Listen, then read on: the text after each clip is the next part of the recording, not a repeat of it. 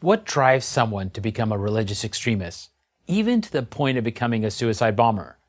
Like most people, I assumed that there were two overriding answers: poverty and ignorance.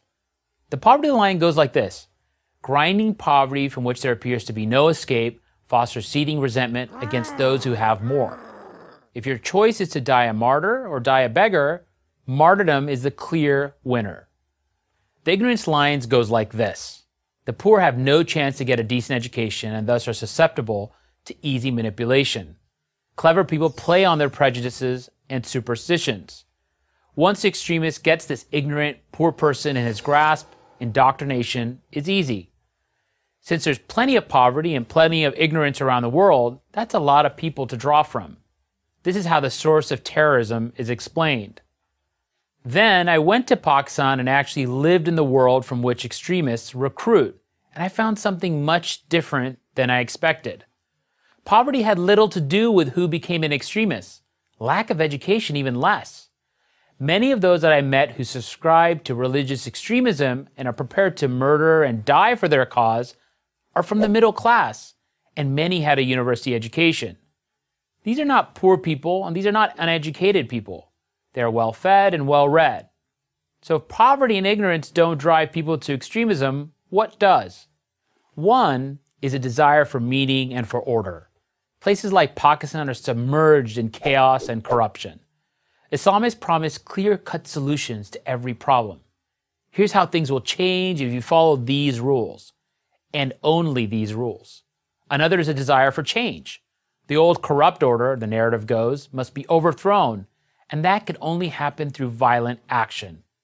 Again, it is Islamists that step in with a promise to create a new form of government.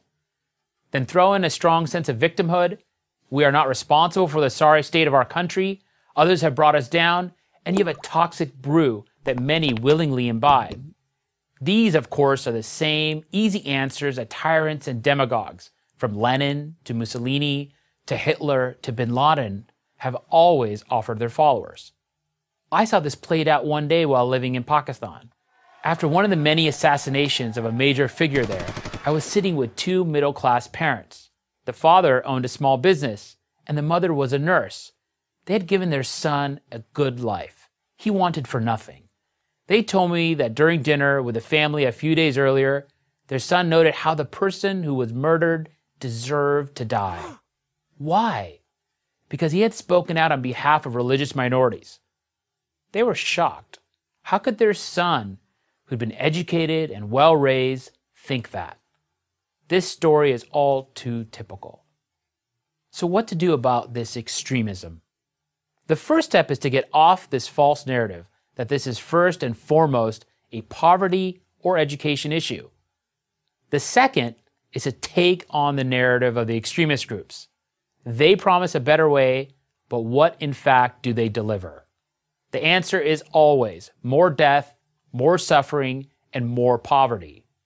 In other words, young people need to see these extremist groups for what they are. Only then will recruitment numbers begin to go down.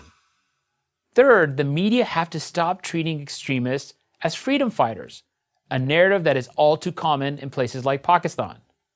Fourth, teachers and parents cannot assume that just because they reject religious extremism, their children and students will too. Middle-class parents and teachers have to be vigilant in instilling moderate, pluralist values in their children. Fifth, politicians have to stop blaming their country's problems on the West and have to confront the endemic corruption that destroys countries like Pakistan from within. Sixth, and probably most important, Islamic religious figures have to stop looking the other way, or worse, glorifying so-called martyrs, Muslims who murder innocent people. Almost always other Muslims in the name of Islam.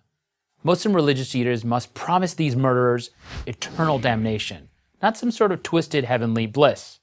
The people of Pakistan and other Muslim-majority countries have real grievances, but extremism only makes things worse, always and everywhere. It's not poverty and misery that creates religious extremism. It is religious extremism that creates poverty and misery and death.